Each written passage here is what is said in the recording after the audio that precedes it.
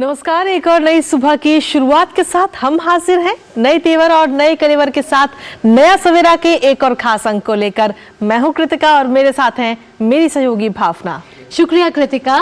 नमस्कार, good morning. अगले 1 घंटे में हम आपको दिखाएंगे देश और दुनिया की ताजा तरीन खबरें और जिन प्रमुख खबरों पर आज हमारी नजर रहने वाली है वो है प्रधानमंत्री नरेंद्र मोदी विकसित भारत संकल्प यात्रा के लाभार्थियों से संवाद करेंगे वर्चुअल मीडियम के माध्यम से। बिल्कुल, और साथ ही आज बिहार के पूर्व मुख्यमंत्री लालू प्रसाद यादव को ईडी की तरफ से बुलाया भी गया है। जो पूरा घोटाला हुआ था उस मामले में पूछताछ के लिए, उस पर भी आज बातचीत करेंगे। आगे क्या कुछ हो सकता है उस पर हम चर्चा करेंगे। जी हाँ, और अभी ताजा खबर यह आ रही है कि महादेव ऐप मामले में जो आरोपी गिरफ्तार था दीपक नेपाली, उसको गिरफ्तार कर लिया गया है। और साथ ही आपको बता दें कि विदेश मंत्री डॉक्टर एस जयशंकर इन दिनों रूस के दौरे पर हैं और रूस के दौरा आज की अगर हम बात करें तो आज वो अपने समकक्ष के साथ मुलाकात करते हुए नजर आए। कई मुद्दों पर चर्चा भी होगी और इसके साथ ही अन्य बहुत सारी खबरें होंगी देश दुनिया से जुड़ी हुई। साथ ही एंटरटेनमेंट जगत की भी खबरें होंगी, क्रिकेट वर्ल्ड की भी खबरें होंगी। लेकिन सबसे पहले नया सवेरा में बात करते हैं सुबह की सुर्खियों की। प्रधानमंत्री नरेंद्र मोदी आज दोपहर वीडियो कॉन्फ्रेंसिंग के जरिए विकसित भारत संकल्प यात्रा के लाभार्थियों से करेंगे संवाद। कार्यक्रम में देश भर से हजारों लाभार्थी होंगे शामिल।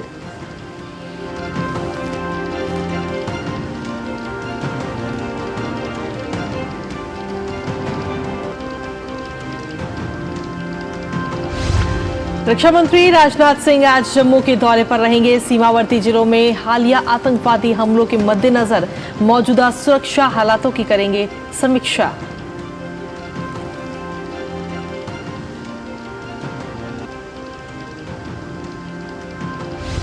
सरकार ने डीप फेक पर बढ़ती चिंताओं के बीच सोशल मीडिया प्लेटफॉर्म को सूचना प्रौद्योगिकी के नियमों का पालन करने के लिए सलाह जारी की।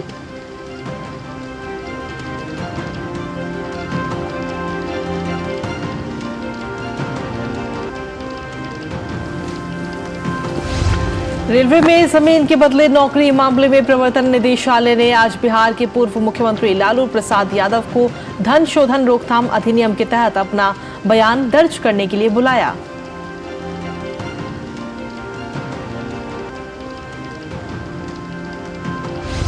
सर्दी बढ़ने के साथ ही कोहरे की चादर में लिपटा उत्तर भारत। दिल्ली एनसीआर में दृश्यता बेहद कम।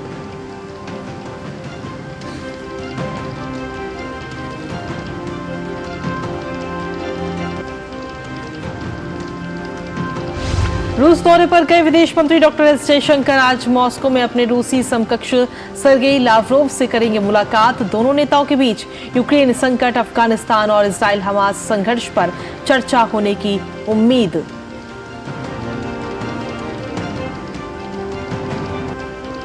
और खेल की खबरों में भारत और दक्षिण अफ्रीका के बीच सेंचुरियन में चल रहे पहले क्रिकेट टेस्ट का आज दूसरा दिन। 208 रन से आगे खेलना शुरू करेगी टीम इंडिया। पहले दिन भारत ने गंवाए 8 विकेट।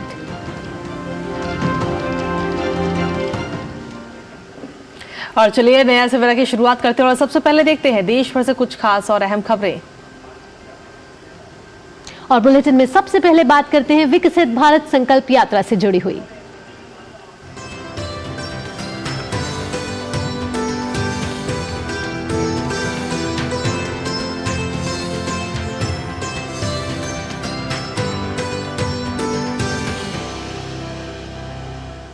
प्रधानमंत्री नरेंद्र मोदी आज वीडियो कॉन्फ्रेंसिंग के माध्यम से विकसित भारत संकल्प यात्रा के लाभार्थियों से बातचीत करेंगे। इस मौके पर प्रधानमंत्री कार्यक्रम में उपस्थित तमाम लोगों को संबोधित भी करेंगे। वहीं देश भर से विकसित भारत संकल्प यात्रा के हजारों लाभार्थी इस कार्यक्रम में शामिल होंगे। आपको बता दें कि इसी साल 15 नवंबर को विकसित भारत संकल्प यात्रा की शुरुआत की गई थी।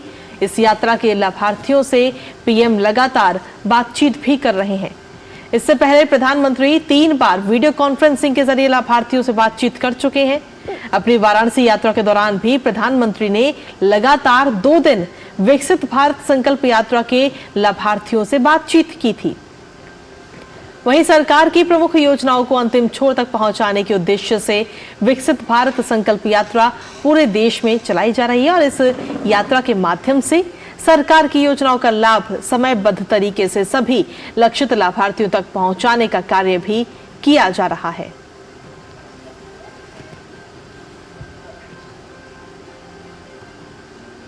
केंद्र सरकार की ओर से चलाई जा रही विकसित भारत संकल्प यात्रा उत्तर प्रदेश के तमाम जिलों में पहुंच रही है। विकसित भारत संकल्प यात्रा के तहत केंद्र सरकार की ओर से चलाई जा रही जन कल्याणकारी योजनाओं की लोगों को जानकारी दी जा रही है, जहां बड़ी संख्या में लाभार्थियों ने सरकारी योजनाओं से अपने जीवन में आए बदलाव के बारे में बताया है। केंद्र सरकार की ओर से चलाई जा रही विकसित भारत संकल्प यात्रा उत्तर प्रदेश के तमाम जिलों में पहुंच रही है। सीतापुर पहुंची यात्रा के दौरान यूपी के नगर विकास राज्य मंत्री राकेश राठौर गुरु ने प्रचार वाहन की उपयोगिता की सराहना करते हुए कहा कि भाजपा सरकारों में जनहित योजनाओं का लाभ सभी को बिना भेदभाव के मिल रहा है। विकसित संकल्प यात्रा जो चल रही है, इसके माध्यम से जो हमारे लोग वंचित रह गए हैं, कुछ लोग अभी योजना का लाभ नहीं पाए हैं, तो इस ईडी के माध्यम से, वैन के माध्यम से दर्शाया जा रहा है। जो 10 साल की योजना हमारी भारतीय जनता पार्टी की जो लक्ष्य था, जो एजेंडा था, उस पर हम लोग खरा उतरे हैं और हमारे माननीय प्रधानमंत्री खरा उतरे हैं। और जैसे कहते हैं कि सबका साथ सबका विकास सब पे विश्वास, तो सबका ध्यान में रख के जो योजना आती है धरातल पे भारतीय जनता पार्टी कार्यकर्ता, मंत्री सब मिलके और सहयोग भी अधिकारी मिलके सबको लगाया जाता है, तो सब लोग धरातल पे लगते हैं। इस दौरान विकसित भारत संकल्प यात्रा के तहत केंद्र सरकार की ओर से चलाई जा रही जन कल्याणकारी योजनाओं की लोगों को जानकारी दी गई। साथ ही लोगों को इन योजनाओं का लाभ कैसे मिले, इसके बारे में उनको जागरूक किया गया। लोगों ने केंद्र के प्रयासों को सराहा और बताया कि कैसे उन्हें लाभ मिल रहा है। सर्वप्रथम धन्यवाद देना चाहता हूं मोदी जी को कि जिन्होंने हम जैसे गरीबों की तरफ नजर उठाकर देखा और उनकी समस्याएं समझी और उन समस्याओं को लेकर उन्होंने जो हम लोगों के प्रति जो कदम उठाया है, इसके लिए हम उनका पूर्ण रूप से धन्यवाद देते हैं और उनकी कृतज्ञता जाहिर करते हैं, क्योंकि अभी तक जितनी भी सरकारें आई उन सभी ने वैसे तो अपने हिसाब से सब कुछ किया, लेकिन हम गरीबों को देखने वाला अभी तक कोई नहीं था। प्रधानमंत्री आवास मिला है, जो बनाए हैं बना लिया है। अब कहने का मतलब जो है, जब से आवास बनाया है तब से हमको बहुत आराम है। मोदी जी और योगी जी का कोटि कोटि धन्यवाद। वहीं लखनऊ के पारा क्षेत्र पहुंची यात्रा का बड़ी संख्या में लोगों ने स्वागत किया। इस अवसर पर लोगों को सरकारी योजनाओं की जानकारी दी गई और विभिन्न योजनाओं के लिए पात्र लोगों ने आवेदन किए। इस मौके पर विभिन्न योजनाओं का लाभ लेने वाले लाभार्थियों ने अपनी कहानी अपनी ज़बानी सुनाई। मंत्री योजना आवास मिला है। मेरा घर टूटा फटा था और रहने की दिक्कत थी, अब मेरा घर पक्का बन गया है। मेरी सारी समस्या लगभग दूर हो चुकी हैं। मुझे राशन भी मिल रहा है और मोदी सरकार की जितनी भी योजनाएं हैं वो सब मुझे मिल रही हैं। हम पहले करकट में रहते थे, अब जब से मिला है हमको मकान, तब से हम लोग अच्छे से रह रहे हैं। हमको राशन भी मिलता है, अब हम लोग खुशहाल से रहते हैं। पूरे देश में विकसित भारत संकल्प यात्रा निकाली जा रही है, जिसमें LED युक्त वाहन के माध्यम से लोगों को जागरूक किया जा रहा है। Bureau report, DD news. और ज्यादा जानकारी के लिए हमारे संवाददाता राजेश राज हमसे जुड़ चुके हैं। राजेश, सुप्रभात।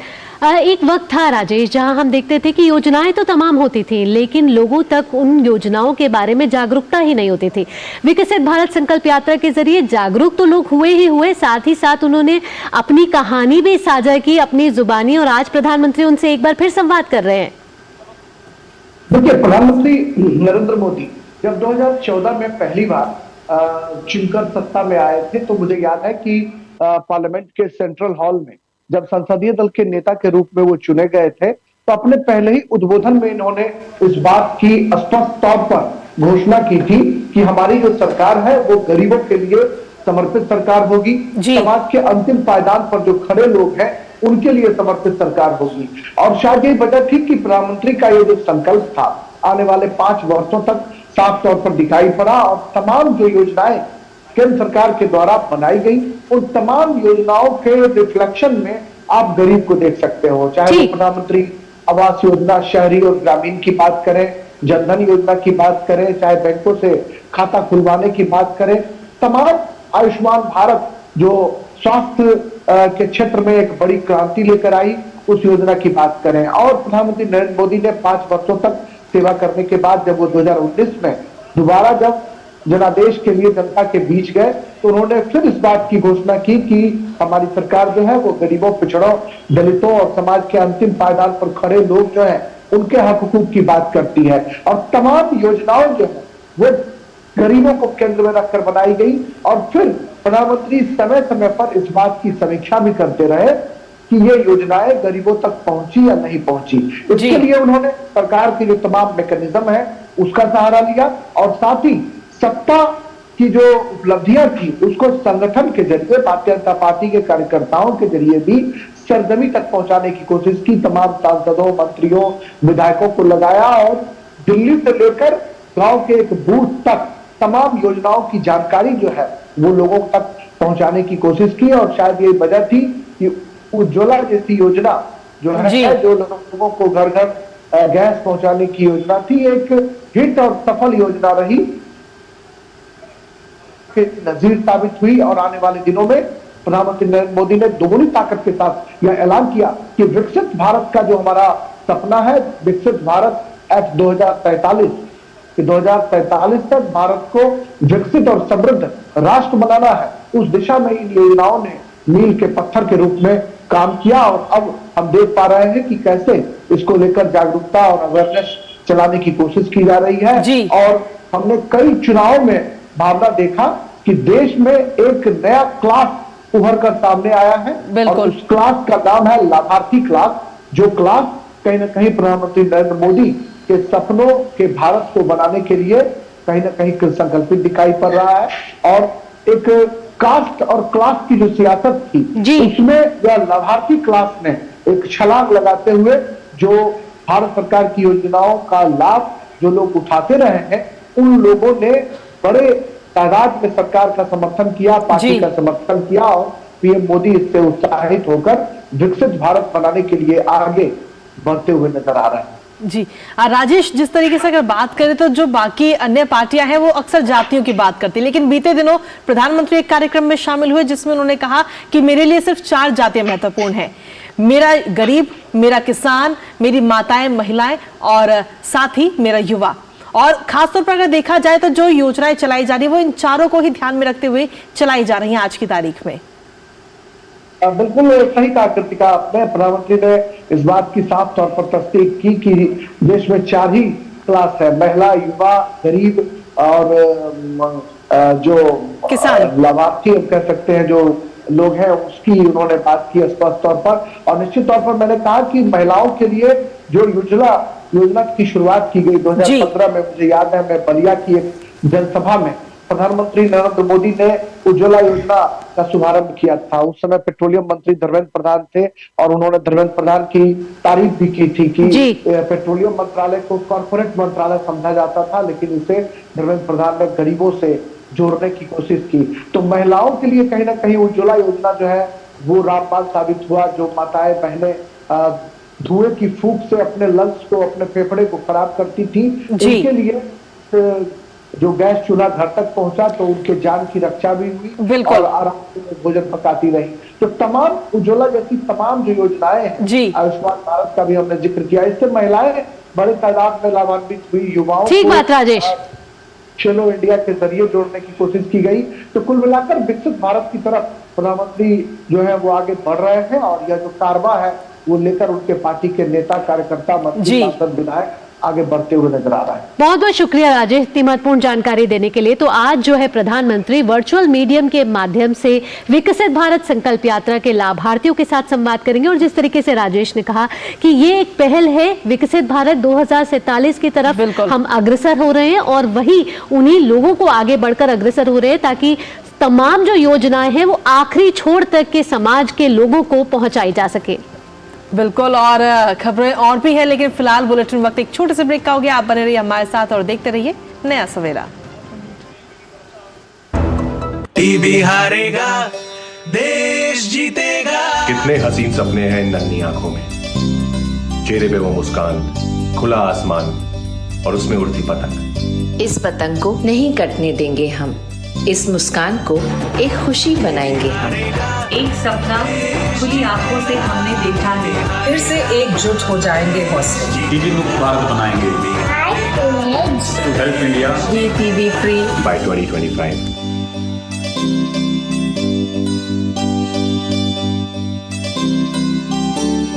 टीबी हारेगा, देश जीतेगा। मेरा काम वाइंडिंग का है, रिपेयरिंग का करता हूँ, मजदूरी का लाइन है। अब आज तो मेरा शरीर काम कर रहा है, कल मेरा शरीर नहीं काम करेगा तो मुझे कौन सपोर्ट करेगा? पेंशन नहीं है तो जीवन नहीं है। फिर ये ऐसा है जैसे शरीर के अंदर खून का होना, अगर खून नहीं है तो शरीर बेकार है। एनपीएस में जो मेरी आमदनी है उसमें मैं थोड़ा थोड़ा जमा कर लेता हूँ और मुझे पूरा यकीन भी है कि मेरा बुढ़ापा सही कटेगा पेंशन के थ्रू। अपने बेहतर कल को सुनिश्चित करने के लिए एनपीएस जरूरी है। सर बेरी पुलाव ट्राई करो, मस्त है। कैसा है? अरे उसको काहे को घूरता है? टिप्स इग्नोर करने का, अपना दिमाग लगाकर ऑर्डर देने का। मार्केट का स्टॉक टिप्स बहुत लोग देता है, डेंजरस हो सकता है। कंपनी और रिस्क पूरा समझने का, फिर इन्वेस्ट करने का। सोच कर समझ कर इन्वेस्ट कर। Here gravity and physics don't call the shots, and sound travels slower than you. This is a different kind of place. That's why we're looking for different kind of people, for whom excellence is not a job, but a way of being, be it in the sky or on the ground. We are looking for an invincible team of invincible people, people who are a cut above. Join the Indian Air Force to be a cut above. माँ, ये खीर किसके लिए? आज तेरे दादाजी का जन्मदिन है, उनके लिए। तो मैं दादाजी को क्या दूँ? अपना मोबाइल फोन देना। ये क्या कर रही है? दादाजी के लिए आयुष्मान कार्ड बना रही हूँ। घर बैठे? हाँ। आयुष्मान ऐप पर जाकर अपना या परिवार के सदस्य का नाम लाभार्थी सूची में ढूंढें, आधार, ओटीपी या फेस ऑथ द्वारा ऑथेंटिकेट करें, डिटेल्स भरें, अब मोबाइल से फोटो खींचकर अपलोड करें। दादाजी, ये लीजिए अपना आयुष्मान कार्ड। ये उपहार तो जीवन भर काम आएगा। और एक प्रकार से पीएम जय अब गरीबों की जय बन गई है। 5 लाख तक के मुफ्त उपचार की गारंटी, स्वास्थ्य का वरदान आयुष्मान। और ब्रेक के बाद एक बार फिर से स्वागत है आप सभी का। बुलेटिन में बढ़ते हैं आगे। जी हां, प्रधानमंत्री नरेंद्र मोदी ने सऊदी अरब के क्राउन प्रिंस मोहम्मद बिन सलमान से फोन पर बातचीत की है। दोनों नेताओं के बीच हुई वार्ता में विभिन्न मुद्दों पर विचार विमर्श किया गया है। दोनों नेताओं ने भारत और सऊदी अरब के बीच भविष्य की रणनीतिक साझेदारी पर चर्चा की है। बातचीत के दौरान पश्चिम एशिया के हालात पर भी विचारों का आदान प्रदान किया गया है।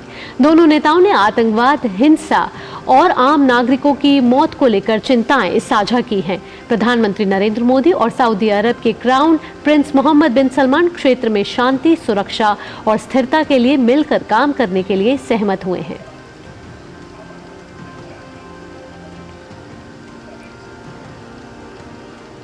वहीं रक्षा मंत्री राजनाथ सिंह आज जम्मू के 1 दिवसीय दौरे पर रहेंगे।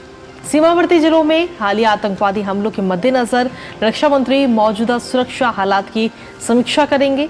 जानकारी के मुताबिक इलाके में तैनात सैन्य कमांडरों की ओर से रक्षा मंत्री को आतंकियों के खिलाफ चलाए जा रहे अभियानों के बारे में विस्तार से जानकारी दी जाएगी। इसके साथ ही सेना की ऑपरेशनल तैयारियों के बारे में भी रक्षा मंत्री राजनाथ सिंह जानकारी हासिल करेंगे। रक्षा मंत्री राजनाथ सिंह जवानों से मिलकर उनका हौसला भी बढ़ाएंगे। वहीं रक्षा मंत्री के इस दौरे के मद्देनजर सुरक्षा व्यवस्था भी काफी कड़ी कर दी गई है। बढ़ते हैं अगली खबर की ओर। रेलवे में जमीन के बदले नौकरी से जुड़े धन शोधन मामले में प्रवर्तन निदेशालय ने आज बिहार के पूर्व मुख्यमंत्री लालू प्रसाद यादव को अपना बयान दर्ज करने के लिए बुलाया है। लालू यादव को धन शोधन रोकथाम अधिनियम के तहत उनके बयान रिकॉर्ड करने के लिए आज जांच एजेंसी के दिल्ली दफ्तर में आने को कहा गया है। इस मामले में ईडी ने इस साल अप्रैल महीने में तेजस्वी यादव से भी पूछताछ की थी।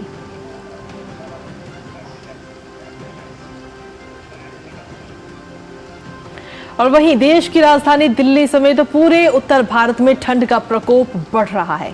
सर्दी की वजह से धुंध और घना कोहरा इन दिनों छाया हुआ है और इसी वजह से यातायात पर भी खासा असर देखा जा रहा है। कोहरे की वजह से विजिबिलिटी इतनी कम हो चुकी है कि ट्रेनें अपने गंतव्य तक समय पर नहीं पहुंच पा रही। वहीं ठंड से बचने के लिए लोग रैन बसेरे का भी सहारा लेते हुए नजर आए हैं।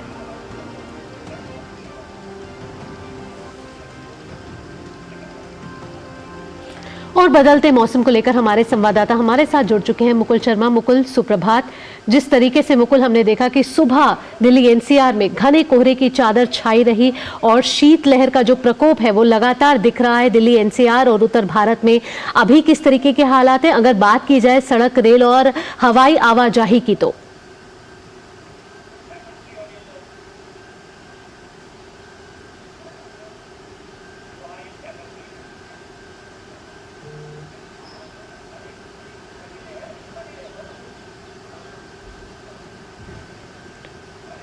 मुकुल, क्या आपको हमारी आवाज पहुंच रही है? बिल्कुल, सुप्रभात भावना और कृतिका। देखिए, अगर आज की बात की जाए, आज की जो सुबह है अभी तक इस सीज़न का देखें तो सबसे जो अधिक कोहरा है वो आज देखने को मिल रहा है। और उसकी वजह से जैसा आपने कहा कि फिर चाहे हवाई यातायात की बात की जाए, सड़क की बात करें या रेल मार्ग की बात करें, उसकी वजह से बाधित हो पा रहा है। जी भावना।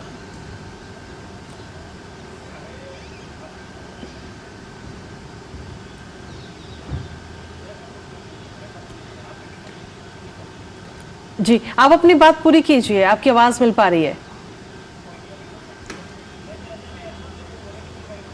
देखिए भावना, मौसम विभाग द्वारा पहले ही इस तरह का जो अनुमान है वो जताया गया था। करीब 27 तारीख से लेकर 31 तारीख तक, यानी जो साल का आखिरी दिन है उस तक ये जो घने कोहरे की चादर है वो नज़र आ सकती है। ना सिर्फ राजधानी दिल्ली में बल्कि इसके साथ साथ पंजाब की बात की जाए या इसके साथ हम मध्य प्रदेश की भी बात करें, वहाँ भी घने कोहरे की स्थिति रह सकती है। पंजाब, चंडीगढ़, राजस्थान के कुछ एक क्षेत्र, ये ऐसे वो क्षेत्र हैं जहाँ पर घना कोहरा जो है वो अलग अलग ऊपर छाया रह सकता है। आज सुबह की अगर बात की जाए तो खासतौर से अगर हम बात करें पंजाब एयरपोर्ट की, अमृतसर एयरपोर्ट की, तो वहाँ पे विजिबिलिटी लगभग 0 रही। इसके साथ भी जो दूसरे एयरपोर्ट्स हैं उन पे भी लगभग अमूमन यही स्थिति देखने को मिली। साथ ही अगर हम सड़क मार्ग की बात करें तो वहाँ भी हमने देखा कि जो विजिबिलिटी थी बिल्कुल ना के बराबर थी सुबह के समय। अभी थोड़ी बहुत हम देख पा रहे हैं कि जो चहल पहल है वो थोड़ी सी बढ़ी है, क्योंकि अब धीरे धीरे जो कोहरा है वो कुछ शायद कम होगा। लेकिन फिलहाल आने वाले दिनों की अगर बात की जाए तो 4 से 5 दिनों तक इस तरह का अनुमान जताया गया है भारत मौसम विज्ञान विभाग द्वारा कि जो घना कोहरा है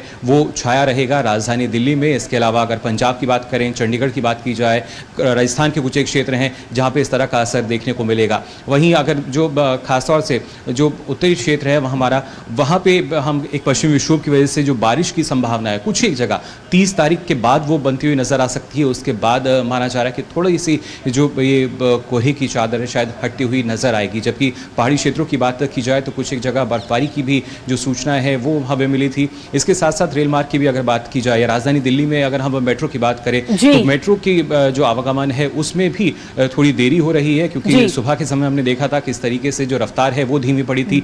ना सिर्फ मेट्रो की बल्कि जो सड़क पर यातायात है वहां भी थोड़ा सा ब्रेक लगता हुआ हमें नजर आया था। और ऐसे में मौसम विभाग द्वारा एक हम कह सकते हैं एडवाइजरी भी जारी की गई है कि किस तरह के जो दिशा निर्देश हैं उनका पालन आपको करना चाहिए जब घने कोहरे की स्थिति बनी हुई है।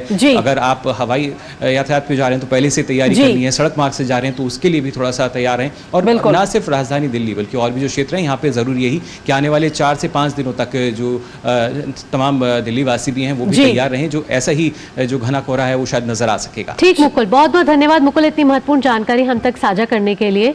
तो कृतिका, देखा जाए तो शीतलहर का प्रकोप तो जारी है और अगले 3 से 4 दिन तक मुकुल ने कहा कि इसी तरीके से कोहरा छाए रहने की उम्मीद है।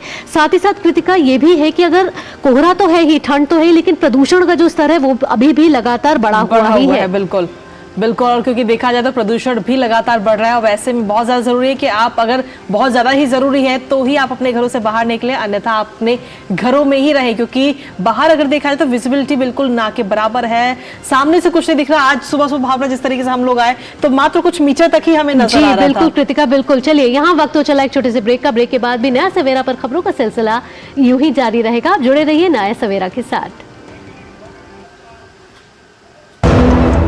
तुम्हें पता है इन्वेस्टर्स के लिए कि इन्वेस्टर प्रोटेक्शन फंड होता है IPF, लेकिन अगर तुम्हारा ट्रेड एक्सचेंज पर एग्जीक्यूट नहीं हुआ या फिर कोई गारंटीड रिटर्न्स वाली स्कीम है तो ये IPF आपकी मदद नहीं कर सकता है। और अगर आपका ब्रोकर ही डिफॉल्टर बन जाए तो फिर IPF आपको कॉम्पेंसेशन दिला सकता है। कहां से सीखा? NSE की साइट पर। सोचकर समझकर इन्वेस्ट कर। It's another 6. रिचार्ज, जल्दी रिचार्ज करा। ये क्या किया? बच तो गया। पेमेंट कैसे करेंगे? टोकनाइज कार्ड से। टोकन? हाँ, ऑनलाइन पेमेंट के लिए आरबीआई लाए हैं टोकनाइजेशन। एक बार कार्ड डिटेल्स, ओटीपी, सीवीवी डालकर टोकन जनरेट कीजिए। कार्ड भी सुरक्षित और बार बार डिटेल्स भरने की नो झंझट। वही सुविधा अधिक सुरक्षित। ऑलराउंडर वो की मैं। आरबीआई कहता है कि जानकार बनिए, सतर्क रहिए। रिटायरमेंट पे कोई सोचता ही नहीं है, सोचता कभी 50 की उम्र में आकर। और एक ऐसा तबका जो रिटायरमेंट के बारे में आज भी बिल्कुल नहीं सोचता, वो है औरतें। औरतें कमा के भी वल्नरेबल हैं, पैसा कमाती हैं, घर पे दे देती हैं और एक एक रुपए को मांगती हैं। सो एनपीएस एक इक्वालिटी ला रहा है कि भाई चाहे वो आदमी है, चाहे वो औरत है, चाहे वो ट्रांसजेंडर है, चाहे वो अदर जेंडर है, हम सब एक बराबर प्लेटफॉर्म पे हैं। अपने बेहतर कल को सुनिश्चित करने के लिए एनपीएस जरूरी है। ब्रेक के बाद नया सवेरा में एक बार फिर आपका स्वागत। और आइए बढ़ते हैं अगली खबर की ओर। खबर है डीप फेक से जुड़ी हुई। बिल्कुल, जहां केंद्र ने सभी सोशल मीडिया प्लेटफॉर्म को सलाह दी है कि वो आर्टिफिशियल इंटेलिजेंस डीप फेक के माध्यम से भ्रामक खबरें चलाने से सावधान रहें। इलेक्ट्रॉनिकी और सूचना प्रौद्योगिकी मंत्रालय ने एक परामर्श में कहा कि सोशल मीडिया पर सक्रिय और अमान्य कंटेंट के बारे में लोगों को सावधान करें, विशेष रूप से उन्हें सूचना और प्रौद्योगिकी आईटी नियम के अनुसार स्पष्ट जानकारी उपलब्ध कराएं। इलेक्ट्रॉनिक और सूचना प्रौद्योगिकी राज्य मंत्री राजीव चंद्रशेखर और मीडिया संस्थाओं के बीच डिजिटल भारत संवाद के दौरान हुए विचार विमर्श के बाद ये परामर्श जारी किया गया है। प्रधानमंत्री नरेंद्र मोदी ने पिछले महीने ही डीप फेक से देश को आगाह किया था। और आइए अब बढ़ते हैं आगे और खबर है महादेव ऐप से जुड़ी हुई। छत्तीसगढ़ में महादेव ऐप मामले में पुलिस को बड़ी कामयाबी हासिल हुई है। लंबे समय से फरार चल रहा आरोपी दीपक नेपाली को पुलिस ने आखिरकार गिरफ्तार कर लिया है। क्राइम ब्रांच और वैशाली नगर पुलिस की संयुक्त कार्रवाई के दौरान आरोपी दीपक नेपाली को वैशाली नगर क्षेत्र से गिरफ्तार किया गया है। आरोपी के खिलाफ सुपेला, वैशाली नगर और छावनी थाने में मामले दर्ज हैं। माना जा रहा है कि इससे महादेव ऐप से जुड़े कई अहम खुलासे निकलकर बाहर आ सकते हैं।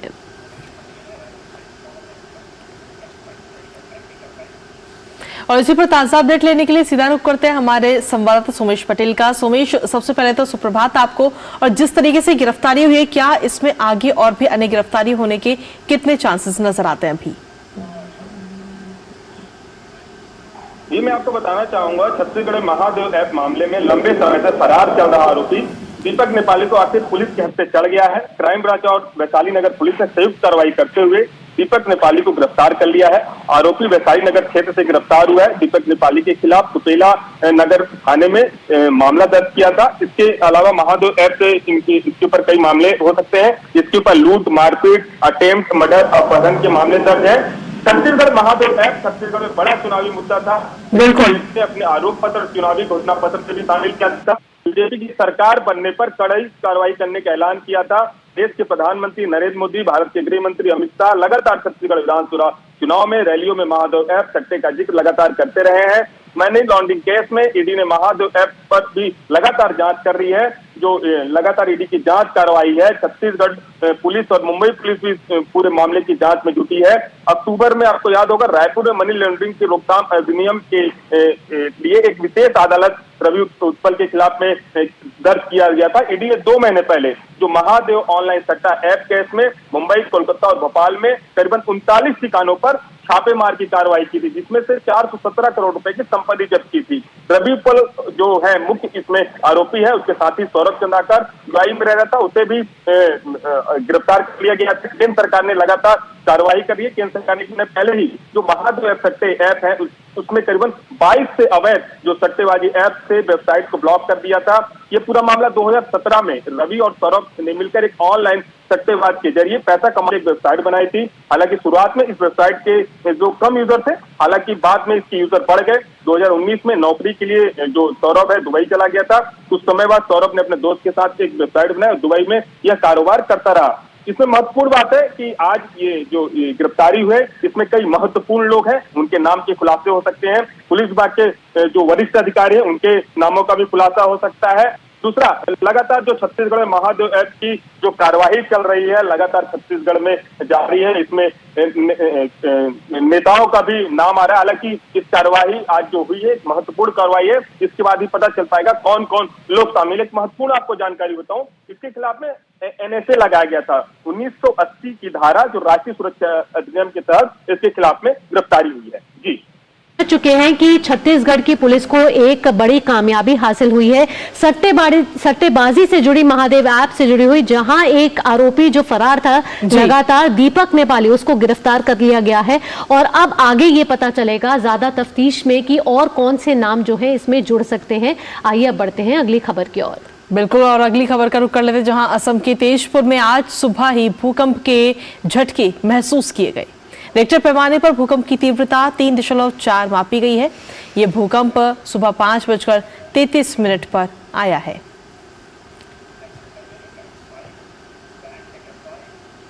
चलिए, वक्त हो चला है। जो दर्शक अभी अभी हमारे कार्यक्रम के साथ, नया सवेरा के साथ जुड़े हैं, आइए एक नजर डाल लेते हैं इस वक्त की सुर्खियों पर।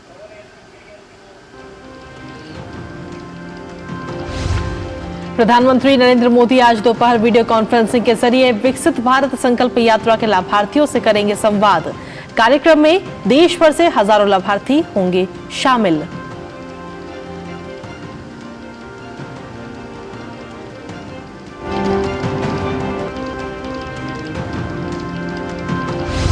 रक्षा मंत्री राजनाथ सिंह आज जम्मू के दौरे पर रहेंगे। सीमावर्ती जिलों में हालिया आतंकवादी हमलों के मद्देनजर मौजूदा सुरक्षा हालात की करेंगे समीक्षा।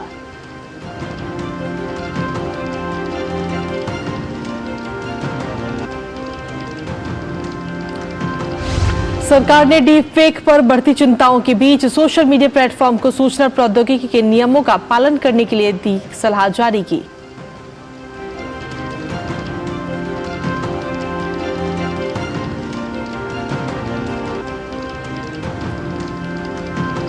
रेलवे में जमीन के बदले नौकरी मामले में प्रवर्तन निदेशालय ने आज बिहार के पूर्व मुख्यमंत्री लालू प्रसाद यादव को धन शोधन रोकथाम अधिनियम के तहत अपना बयान दर्ज करने के लिए बुलाया।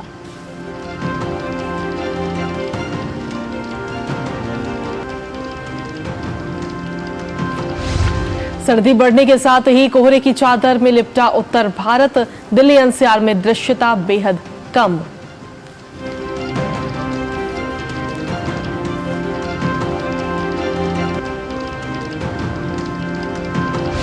रूस दौरे पर गए विदेश मंत्री डॉक्टर एस जयशंकर आज मॉस्को में अपने रूसी समकक्ष सर्गेई लावरोव से करेंगे मुलाकात। दोनों नेताओं के बीच यूक्रेन संकट, अफगानिस्तान और इजराइल हमास संघर्ष पर चर्चा होने की उम्मीद।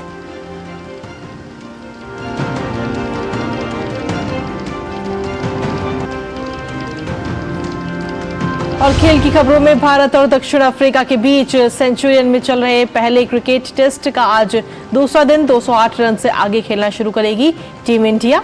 पहले दिन भारत ने गंवाए 8 विकेट।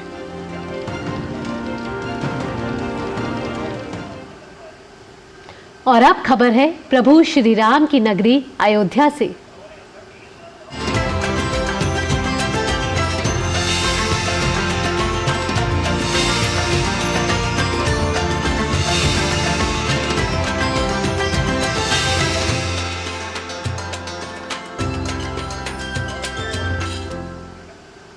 तो धार्मिक नगरी अयोध्या से लगभग 13 किलोमीटर की दूरी पर रघुकुल के प्रतापी राजा महाराज दशरथ की समाधि है।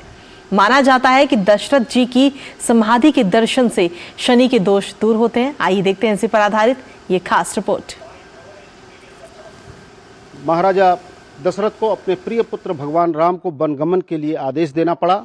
उसके वियोग में जिस तरह से राजा दशरथ का प्राण निकला, प्राण निकलने के उपरांत महाराजा दशरथ की यह समाधि है जो लगभग अयोध्या से 13 किलोमीटर की दूरी पर है। महाराजा दशरथ की मृत्यु के बाद जो है सरयू के किनारे जो है चंदन की लकड़ी की चिता बनाई गई। यह एक ऐसा स्थान है जहां पर कि कभी कोई सौदाह नहीं हुआ था, लेकिन महाराजा दशरथ का यहाँ पर सौदाह हुआ। यह स्थान अयोध्या के सप्तहरियों में से प्रमुख हरि विल्लहरी घाट है, जहाँ पे महाराज दशरथ जी का अंतिम संस्कार किया गया है। ऐसा कहा जाता है जिस समय महाराज दशरथ जी का शरीर छूटा है, राम जी लक्ष्मण जी वनवास चले गए थे, भरत और शत्रुघ्न जी भी उस समय ननिहाल में थे। वशिष्ठ जी के द्वारा दूत भेज के उन्हें बुलाया गया। तो भरत जी के आने के बाद भरत जी ने कहा हमारे पिताजी का अंतिम संस्कार ऐसे स्थान पर किया जाए जहां किसी अन्य का दाह संस्कार न किया गया हो। यह शोध कार्य शुरू हुआ। वशिष्ठ जी के नेतृत्व में जितने शोधकर्ता आचार्य विद्वान इस कार्य में लग गए कि वह सबसे पवित्र भूमि कौन सी है जहां पे महाराज जी का दाह संस्कार किया जा सके। शोध करते करते जब यहाँ पर पहुंचे, जो विल्हरी घाट के नाम से पहले से ही घोषित था, यहाँ आने के बाद महाराज जी को दाह संस्कार करने के लिए 4 खूंटे जरूरत पड़ती है, लेकिन यहाँ पे महाराज जी के लिए केवल 3 खूंटे की ही पवित्र भूमि मिली थी जहाँ पे किसी का दाह संस्कार नहीं हुआ था। एक स्थान पे भरत जी ने अपना हाथ लगाया, उस जगह को शुद्ध करने के बाद फिर चक्रवर्ती महाराज दशरथ जी का यहाँ पे अंतिम संस्कार किया गया। तो जिस तरीके से महाराजा दशरथ की महत्ता है, जिस तरह से पूरा रघुकुल की मान्यता है अवध क्षेत्र में, उसके अनुरूप आज क्या चाहते हैं लोग, क्या यहाँ पर होना चाहिए? इस समय सबसे हर्ष का विषय है कि प्रभु राम जी के दिव्य मंदिर बन रहा है और उन्हीं के साथ जितने 84 को उसमें फैली हुई हमारी जितने पौराणिक ऐतिहासिक मंदिर हैं उस पे सब पे जीर्णोद्धार का कार्य चल रहा है। और दशरथ समाधि स्थल अभी तक चाहे जो उपेक्षित रही हो, लेकिन इस समय जो है बहुत ही भव्य और दिव्य यहाँ प्रोजेक्ट हैं, पास हुए हैं और बहुत ही बढ़िया स्तर पर इसका विकास होने जा रहा है। मर्यादा पुरुषोत्तम श्री राम के प्रति लोगों में आस्था है, तो उनके पिता महाराजा दशरथ को लेकर के भी लोगों के मन में आस्था रहती है और यही कारण है कि यहाँ पर उनकी जो समाधि स्थल है उसे सुसज्जित किया जा रहा है। इस पौराणिक स्थल को जो है पर्यटन के रूप में और साथ में भक्ति के रूप में भी विकसित किया जाता है। मान्यता यह है कि महाराज दशरथ की इस समाधि का दर्शन करने के से शनि की 7.5 से मुक्ति मिलती है, दूर होता है। ऐसे कई सारे प्रसंग यहाँ पर शास्त्रों के माध्यम से बताए जाते हैं कि जिस तरह से अयोध्या नया रूप धारण कर रही है, इस नए रूप में अयोध्या ही नहीं बल्कि आसपास के क्षेत्र जो उस वक्त तमाम सारे भक्ति और आस्था के केंद्र हैं, उनका भी विकास उत्तर प्रदेश सरकार और पर्यटन विभाग कर रहा है। और विवेक के साथ आशुतोष शुक्ला, डीडी न्यूज़, अयोध्या।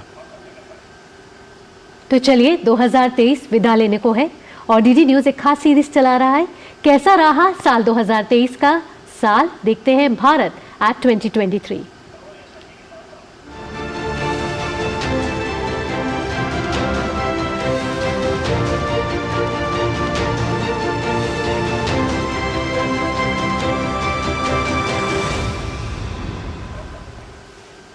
साल 2023 स्वास्थ्य क्षेत्र के लिए काफी अहम रहा है, जहां इस साल प्रधानमंत्री मोदी यूएन मुख्यालय में अंतर्राष्ट्रीय योग दिवस का नेतृत्व किया, तो वहीं पीढ़ी दर पीढ़ी जनजातीय समुदाय के स्वास्थ्य के लिए चुनौती बनी सिकल सेल एनीमिया के उन्मूलन के लिए अभियान की भी शुरुआत की गई।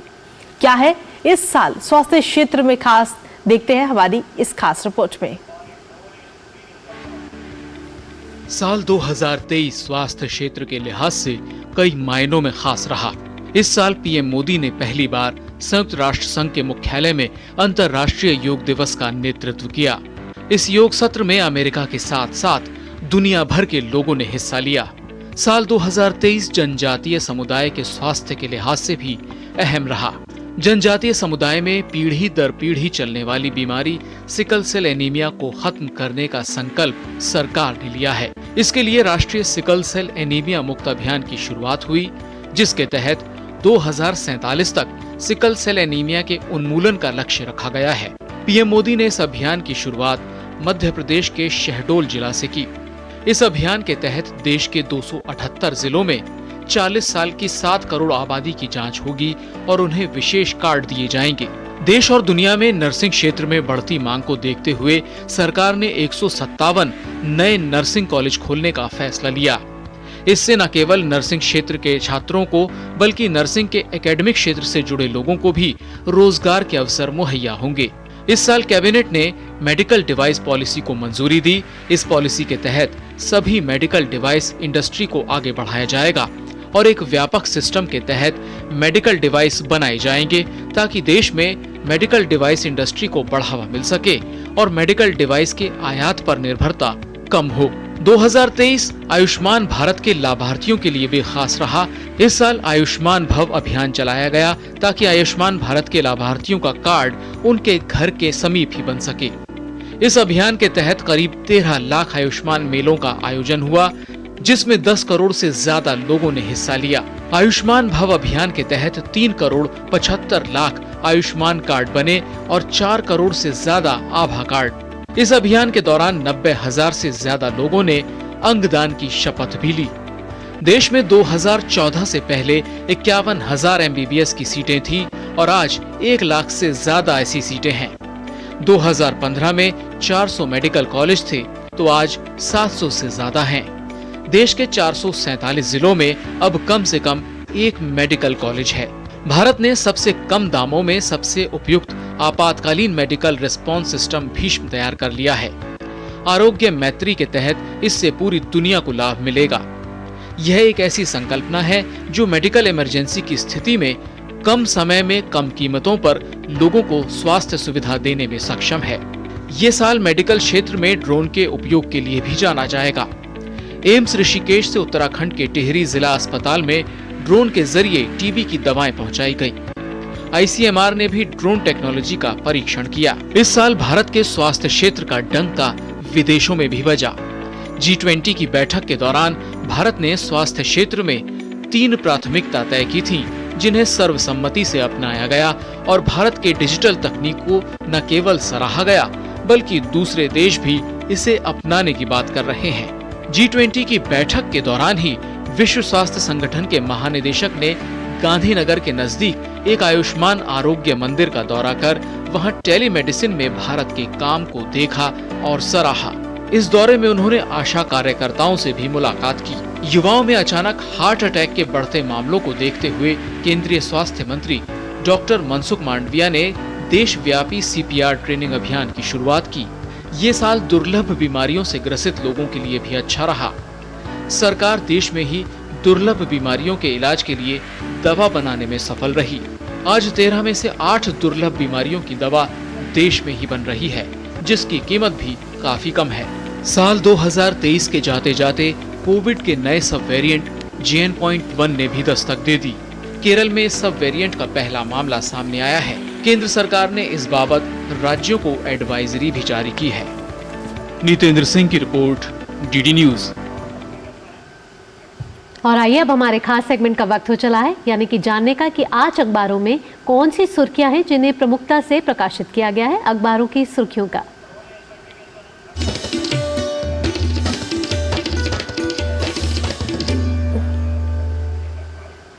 और अखबारों की सुर्खियां जानने के लिए सीधा रुख करते हैं इस वक्त दूरदर्शन के न्यूज रूम का, जहां पर हमारे सहयोगी पराक्रम इस वक्त मौजूद है। सबसे पहले तो सुप्रभात पराक्रम, आज अखबारों की सुर्खियों में ऐसी कौन कौन सी अहम खबर है जिन्हें प्रमुख पन्नों पर लिया गया है? पराक्रम। सुप्रभात कृतिका और भावना, आज के अखबारों की खास सुर्खियों की बात करें तो जो कल प्रधानमंत्री नरेंद्र मोदी ने वीर बाल दिवस के मौके पर जो अपना वक्तव्य दिया, वो आज के अखबारों की बड़ी सुर्खियों में रहा है। प्रधानमंत्री नरेंद्र मोदी ने गुरु गोबिंद सिंह जी और माता गुजरी के साहिबजादों की शहादत को नमन करते हुए कहा कि जिसकी बड़ी जितनी प्रेरणा होगी उतना ही बड़ा उसका संकल्प होगा। साथ ही साथ प्रधानमंत्री नरेंद्र मोदी ने चारों साहिबजादों के साथ साथ एकलव्य, ध्रुव, अभिमन्यु, चंद्रगुप्त, इन महान व्यक्तित्वों का उदाहरण देते हुए प्रधानमंत्री ने कहा कि भारत ऐसे महान वीरों का देश रहा है जिनसे हमें प्रेरणा लेनी चाहिए। साथ ही साथ कृतिका ये बताना चाहूंगा कि देखिए, आज का युग सोशल मीडिया का युग है और इसी लिहाज से एक बड़ी खबर ये भी है कि प्रधानमंत्री नरेंद्र मोदी YouTube पर फॉलो किए जाने वाले पूरी दुनिया के सबसे बड़े राजनेता बन गए हैं।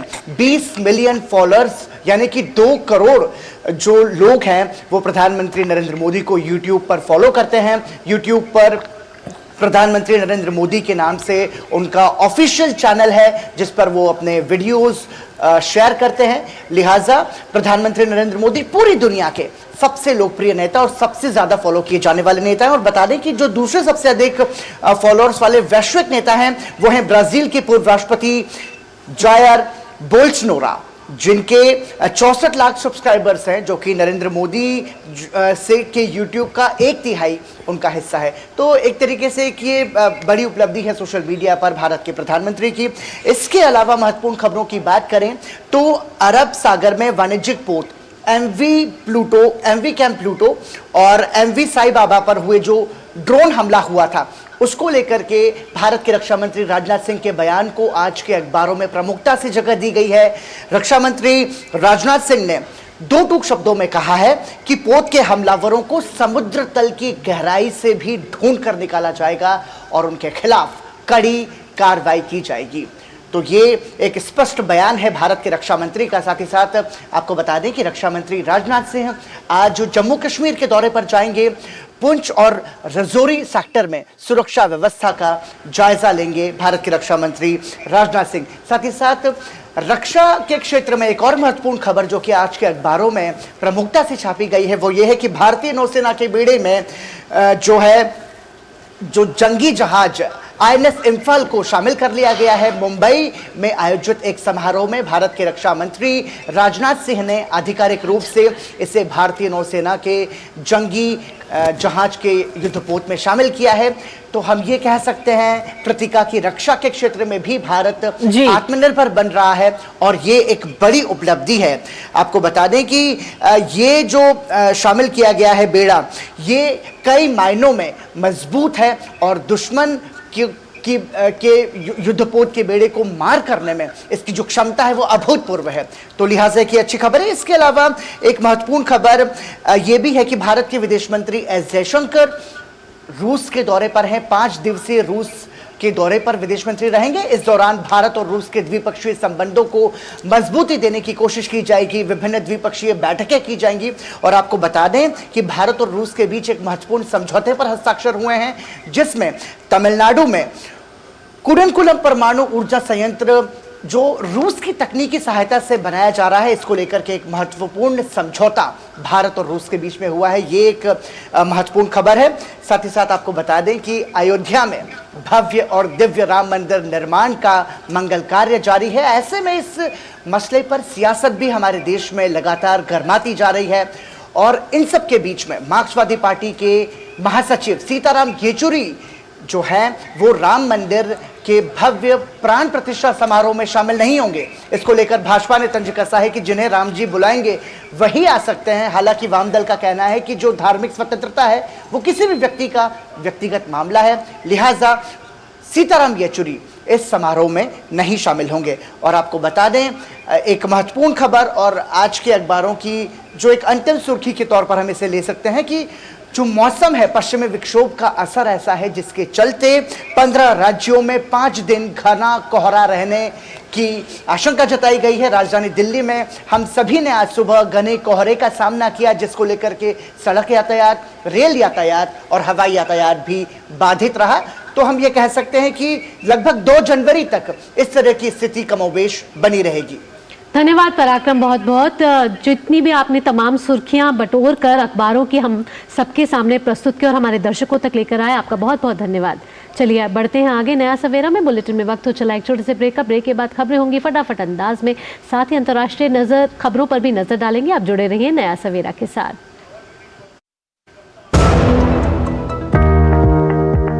Earlier we were having DCPS system. We got transferred to NPS from DCPS.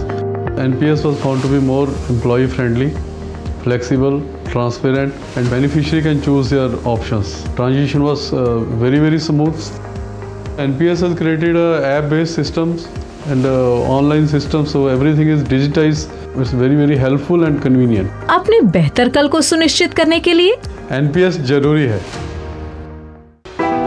Modi सरकार की गारंटी, हर घर पहुंचेगा नल से जल। अब तक 13.5 करोड़ से अधिक नल कनेक्शन। हमारा संकल्प विकसित भारत।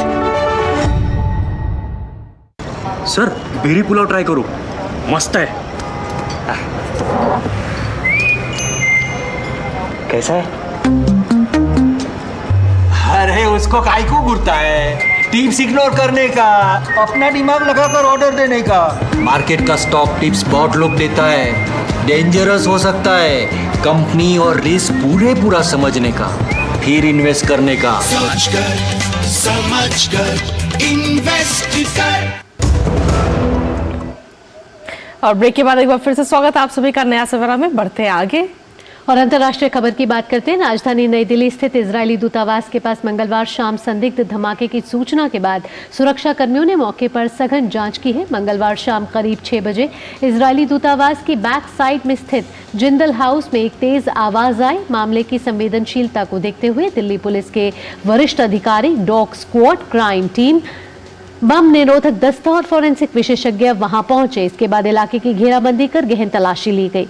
दिल्ली पुलिस आगे की जांच कर रही है। इस बीच इजरायली दूतावास की ओर से जारी एक बयान में कहा गया है कि उसके सभी कर्मचारी और अधिकारी सुरक्षित हैं।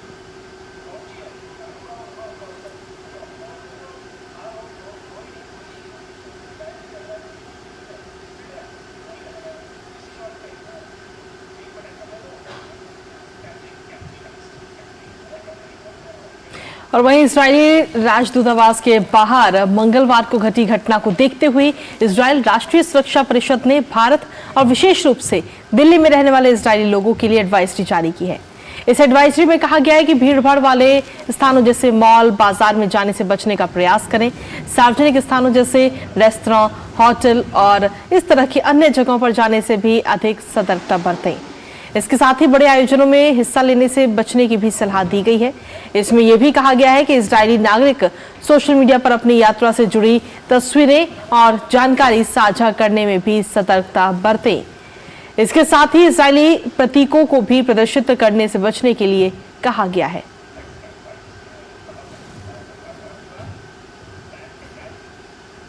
चलिए नया सवेरा के कारवां को आगे बढ़ाते हैं और बात करते हैं कारोबार जगत की खबरों की, यानी कि फटाफट अंदाज में देखते हैं ये खबरें।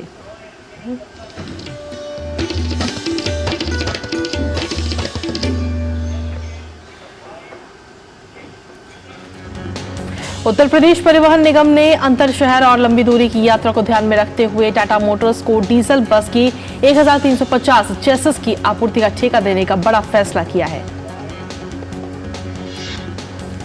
फिनटेक कंपनी भारत पे का वित्त वर्ष 2022-2023 में परिचालन राजस्व सालाना आधार पर 182% बढ़कर 904 करोड़ रुपए हो गया है। एक आधिकारिक बयान में कंपनी की ओर से ये जानकारी दी गई है।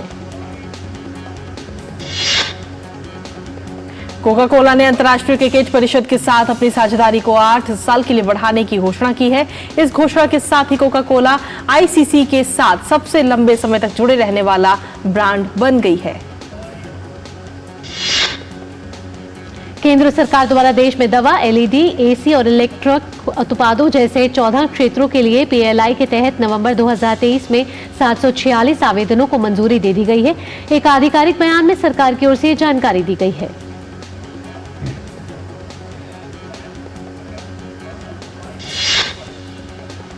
और चलिए आगे बढ़ते हुए अब देखते हैं खबरें खेल जगत से।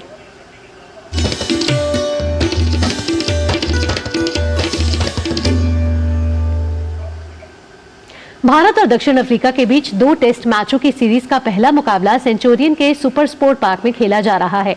आज मुकाबले के दूसरे दिन टीम इंडिया 208 रन से आगे खेलना शुरू करेगी।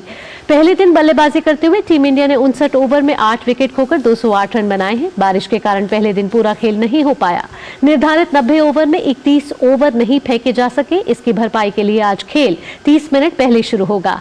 इसमें क्रीज पर मौजूद लोकेश राहुल और मोहम्मद सिराज की कोशिश आज भारत के लिए तेजी से रन बनाने की होगी।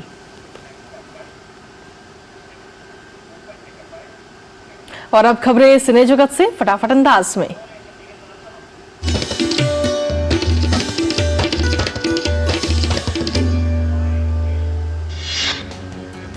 बॉलीवुड एक्टर सलमान खान आज 58वां जन्मदिन सेलिब्रेट कर रहे हैं। दबंग सुल्तान, मैंने प्यार किया, करण अर्जुन जैसे तमाम फिल्मों में जबरदस्त एक्टिंग से सलमान ने करोड़ों दिलों में अपनी जगह बनाई है।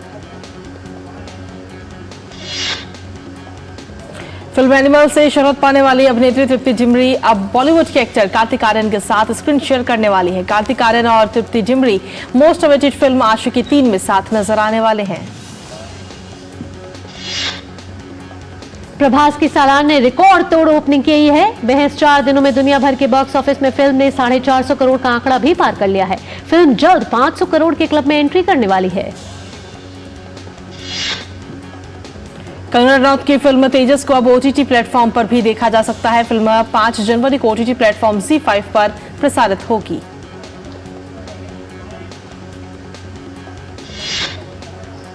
शाहरुख खान की फिल्म डंकी को बॉक्स ऑफिस पर दर्शकों का भरपूर समर्थन मिल रहा है। रिलीजिंग के महज एक हफ्ते के भीतर ही फिल्म ने वर्ल्ड वाइड 250 करोड़ से अधिक का कारोबार कर लिया है।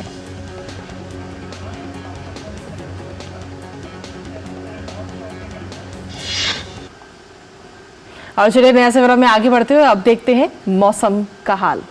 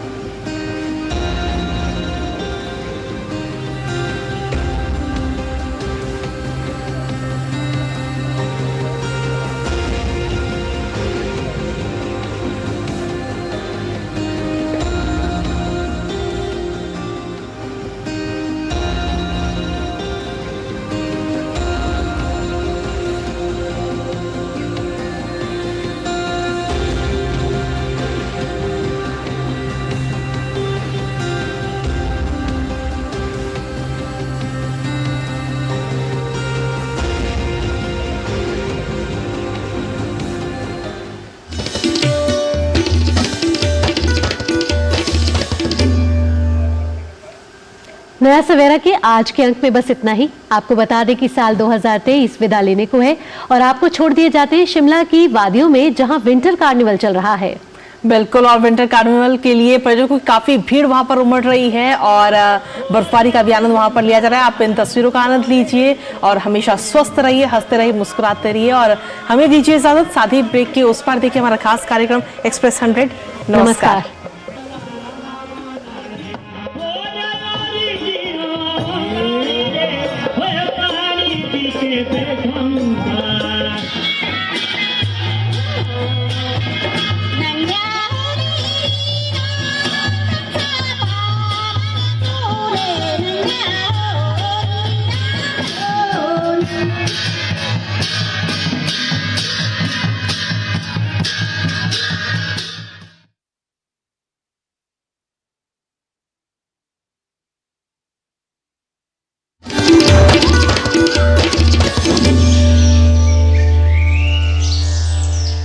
नया सवेरा के प्रायोजक थे